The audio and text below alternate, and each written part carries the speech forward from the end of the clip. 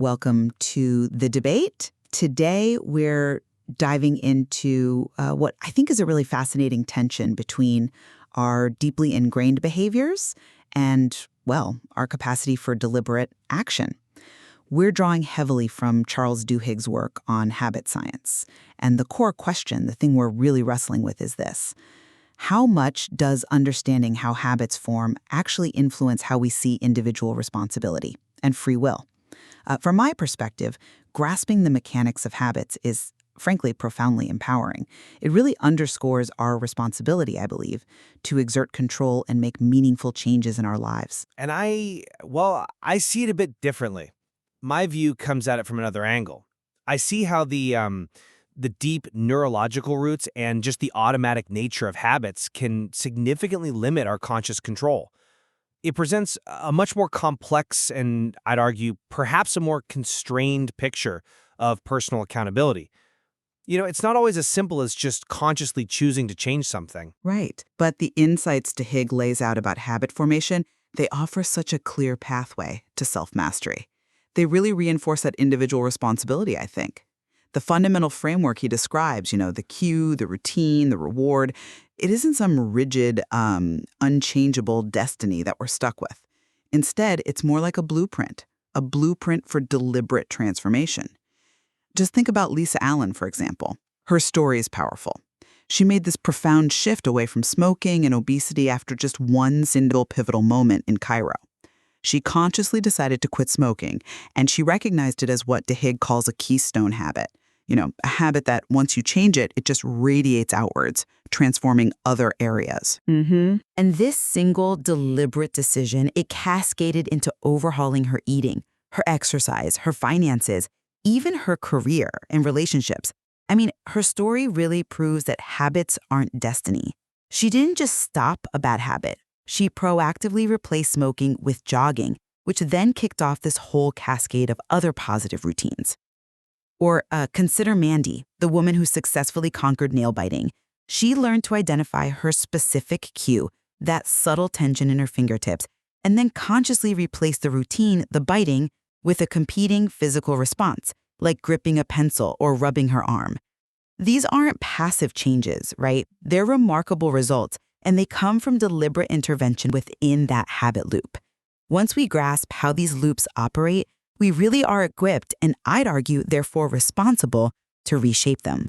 Okay, I absolutely agree that change is possible, and those examples are compelling, no doubt about it. But I'd argue that the material also powerfully illustrates the profound and often unconscious grip that habits hold over us. And this really complicates any sort of straightforward notion of pure free will. Take the case of Eugene Pauly, for instance. It's quite poignant. After severe amnesia, he was completely unable to remember learning new actions, yet somehow he developed new habits. He could, find nuts in the kitchen or walk a very specific route around his block, all without conscious recall of ever learning to do so. Right. The basal ganglia. Exactly. It happened because his basal ganglia, that part of the brain crucial for storing and executing automated behaviors, remained undamaged. It could store and execute these routines even while the rest of the brain went to sleep, as the text says. This suggests pretty strongly, I think, that many actions are driven by these deeply ingrained, almost automatic neurological processes rather than conscious choice or even memory. We also see this with the concept of craving, right? Like the tingling sensation Pepsodent created to sell toothpaste, or Febrez's pleasant scent after cleaning. These are subtle cues, yes, but they trigger powerful, often unconscious desires that can absolutely override rational decision-making. They compel behavior without direct, reasoned intent. To me, these aren't choices in the traditional sense. They're deeply embedded neurological responses happening way beneath the surface of our awareness. I see why you'd emphasize the unconscious elements, and yeah, Eugene Pauly's case certainly highlights the depth of automaticity. It's a stark example. But I believe Duhigg's framework provides a concrete path for consciously engaging with those underlying mechanisms. While Eugene's actions were automatic, the material offers a very clear framework for habit change. It involves, identifying the routine, experimenting with different rewards, isolating the specific cue, and then crucially, having a plan. These are explicit steps for conscious, deliberate intervention. It's not just about passive automatism. The author states it quite directly, doesn't he? Once you know a habit exists, you have the responsibility to change it. That capacity for critical self-reflection and strategic planning, which is really detailed nicely in the appendix, it empowers individuals to break free from unwanted patterns. It's about exercising our agency, as William James suggested, to choose who we want to be through the disciplined formation of new habits. We aren't simply reactors to our neuroprogramming. We are, I believe, to a significant extent, the architects of our habitual lives. Okay, I hear your point about conscious intervention, and I certainly acknowledge the potential for awareness and deliberate choice. However, I'd argue that the initial awareness you're emphasizing is often far more elusive than we might think, especially when we consider just how much of our daily behavior is so deeply habitual that we barely even recognize it. William James himself, despite the quote you used, also wrote, "All our life so far as it has definite form is but a mass of habits." He recognized the sheer pervasiveness of habit. Consider the example of the park ranger. I think she was in Phoenix. She couldn't detect the overpowering skunk smell in her own home, even though it was obvious to visitors. Her senses had just adapted, become desensitized. Yeah, that's a fair point about adaptation. Right? It shows how deeply ingrained perceptions can be, making that first step of awareness almost impossible in certain contexts. And furthermore, think about how Target, the retailer, could predict a customer's pregnancy based on subtle purchasing patterns, often before the customer consciously acknowledged it themselves, maybe even before they told family. This highlights how many of our behaviors are driven by processes operating far beneath conscious recognition. The brain's incredible effort to conserve mental energy, essentially letting the basal ganglia, that automatic habit processor, take over. Well, it means that many choices feel like reasoned thought, but are in fact just the automatic execution of habit loops. That's a compelling argument about the elusiveness of awareness. I grant you that. But let's consider that willpower itself isn't just some fixed, innate trait. It can actually be cultivated like a muscle, or even as a habit itself. And external structures, in this view, they serve to support and reinforce this internal capacity rather than simply dictating our behavior. Starbucks, for instance, you mentioned cravings, but Starbucks dedicates significant resources to training its employees, their partners, precisely to handle moments of adversity, stressful moments. They teach them to create what Duhigg calls willpower habit loops, basically responding to stressful customer interactions with a specific, pre-planned, self-disciplined routine. The latte method, I think it was called. Exactly. And this really demonstrates that even under intense pressure, conscious training can build internal strength and resilience, effectively making self-discipline, well, almost automatic in those tough moments. Moreover, the golden rule of habit change, which is essentially about swapping out an old routine for a new one while keeping the same cue and reward, it emphasizes that new routines become durable when they're accompanied by belief, and that belief, interestingly, often emerges and is powerfully reinforced through group support, like we see with Alcoholics Anonymous. These examples suggest that while habits are deeply ingrained, yes, a supportive environment can significantly bolster an individual's conscious will to change their routine, not just replace it with another externally imposed one. It bolsters the internal drive. Okay, well, while I appreciate that perspective on cultivating willpower, I'd actually argue that the very examples you cite, like Starbucks' really extensive training programs, they actually illustrate that willpower often needs to be, shall we say, engineered and rigorously supported externally. It suggests it doesn't just arise from a pure internal assertion of free will.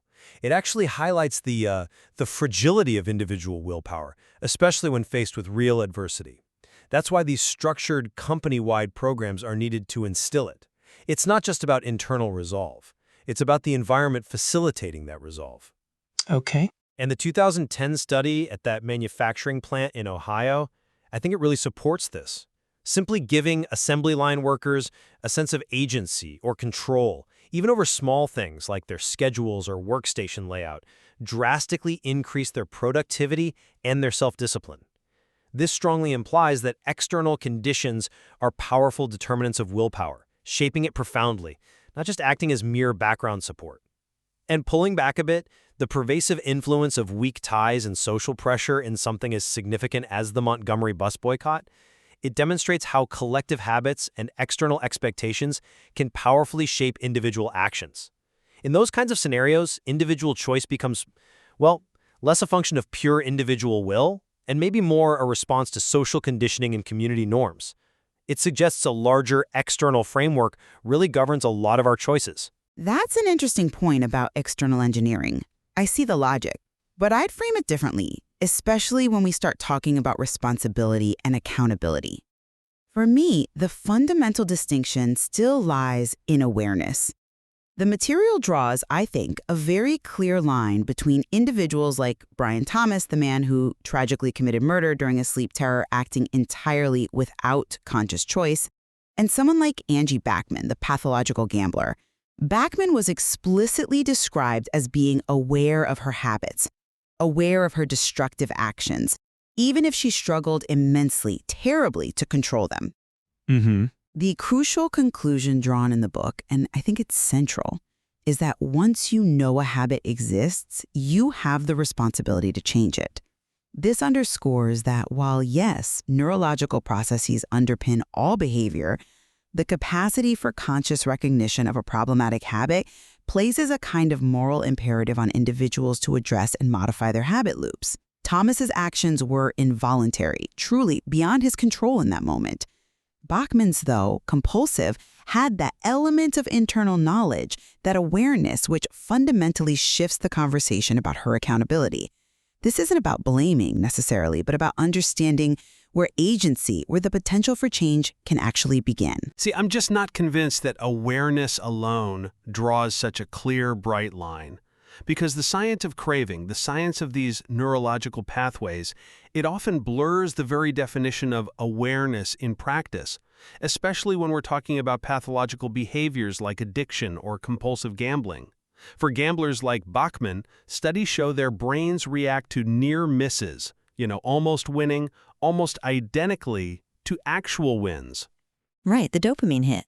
Exactly. It triggers this powerful automatic neurological response, activating the very habit loops that compel continued gambling.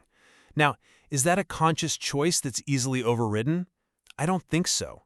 It's genuinely hard to distinguish this intense internal compulsion from the involuntary actions of a sleepwalker in terms of real, moment-to-moment conscious control, even if there's some abstract intellectual awareness that it's a problem. The material itself acknowledges that it's unclear if these differences in brain function, these sensitivities, are innate or if they develop through sustained exposure through the habit itself. But what is clear is that these powerful internal drivers make it incredibly difficult, maybe almost impossible, for some to simply choose to stop. The urges, the cravings, they're so strong they can feel almost as involuntary as Thomas's sleepwalking. Forward assignment of full personal responsibility. If we understand this neurological component deeply, perhaps we shift from a purely punitive view of responsibility to one that also considers, the need for systemic support and therapeutic intervention. Okay, so pulling this together. In sum, our discussion today really highlights that while habits are, yes, absolutely foundational to human behavior and can operate profoundly unconsciously, the science presented by Duhigg also reveals their underlying structure and, crucially, their malleability.